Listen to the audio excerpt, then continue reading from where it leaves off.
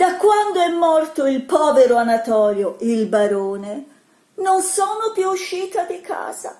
Per un'intera settimana sono rimasta rinchiusa nel mio dolore in questa villa in cima alla scogliera, di cui ora sono l'unica proprietaria. Ho sposato Anatolio 20 anni fa. Non era più tanto giovane, aveva 30 anni più di me, ma questo non vuol dire. Era ancora un uomo vigoroso. Dovevate vederlo come faceva filare la sua sedia a rotelle nel giardino della villa.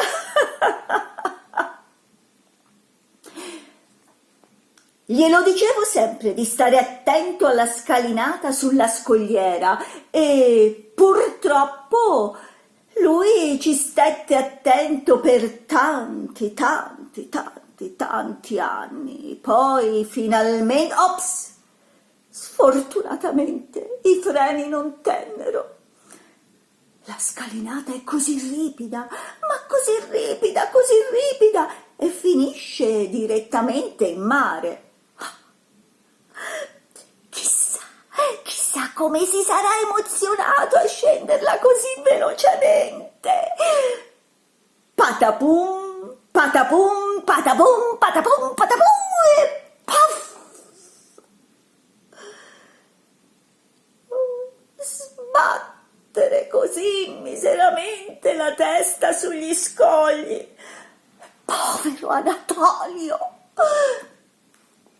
Fortunatamente nessuna vergogna, Nessuno l'ha visto cadere così poco dignitosamente.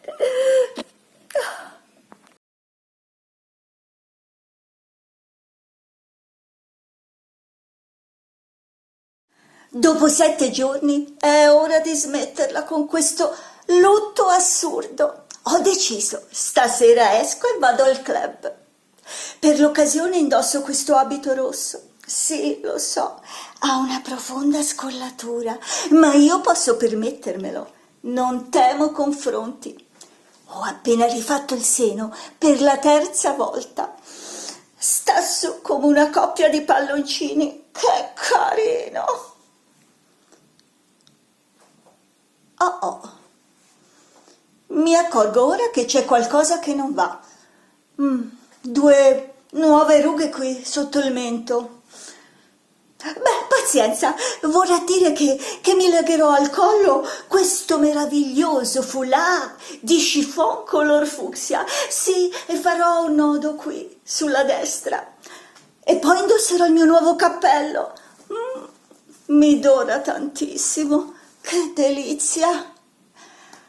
Adesso chiamo Ambrogio che prepari la nostra, la mia macchina, e disponga i cioccolatini a piramide, perché stasera io, la baronessa, esco. Come sarà spaziosa la mia limousine.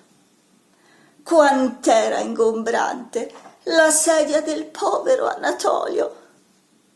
Che bello, pensate, potrò sdraiarmi e ammirare i miei nuovi sandali fluorescenti.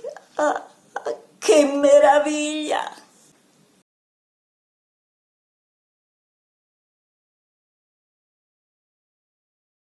E così salgo la scala del club. Tutti ammirano la mia sobria eleganza. Al bar, appoggiato al banco, vedo un fusto che non conosco. Dio, quanto è bello! Con quei capelli ricci e biondi, poi assomiglia a un angelo. Indossa una camicia nera aperta sul davanti. Mai visto uno schianto simile. Avrà 30 anni meno di me, ma questo non vuol dire.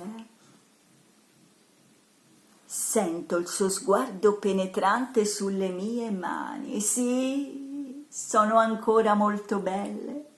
Ho appena fatto il lifting, meno male. Stasera poi per l'occasione ho messo i miei 8 brillanti. Mi avvicino a lui e con voce sensuale gli dico ciao. Lui mi guarda con quegli occhi color cielo di cortina. Ah, è bello come un angelo e io gli dico come ti chiami, angelo mio?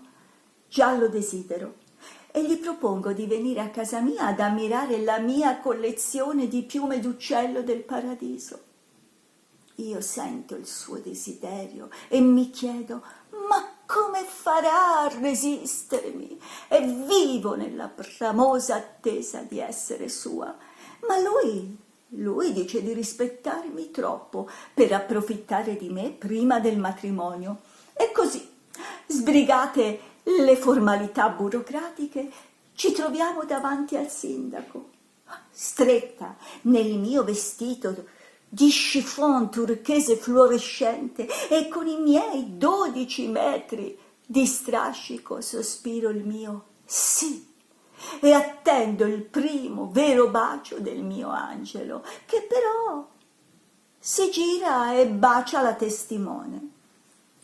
Io ci resto un po' male, ma lui mi consola con un lungo bacio sugli anelli delle mie mani e mi sussurra un voluttuoso a stasera, cara.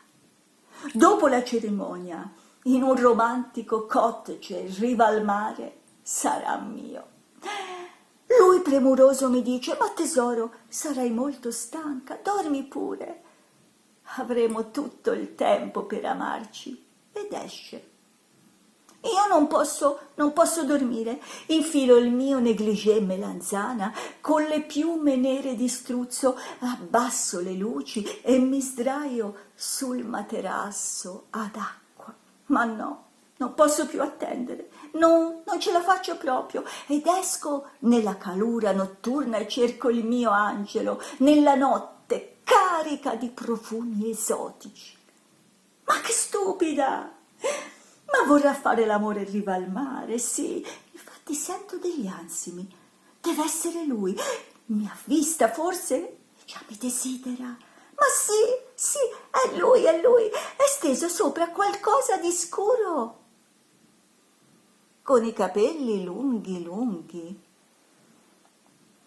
Lui si gira di scatto, mi vede e dice: cara, per fortuna sei qui. Guarda, questa povera creatura si è sentita male e io gli sto facendo la respirazione bocca a bocca.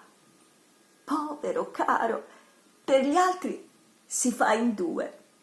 Lo trascino nell'alcova e lui si addormenta di botto. È stanco, povero caro. E così il giorno dopo compro un biposto. Sì, ho il brevetto già da 10 anni.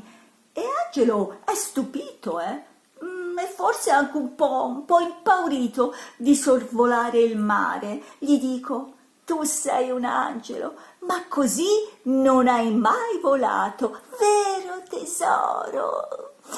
E aziono la leva sotto il suo sedile e precipita nel cielo come un angelo e vola. Vedo quel suo tentativo di muovere le braccia come per librarsi. Che vi devo dire? Sono brava e buona, ma quel che è troppo è troppo.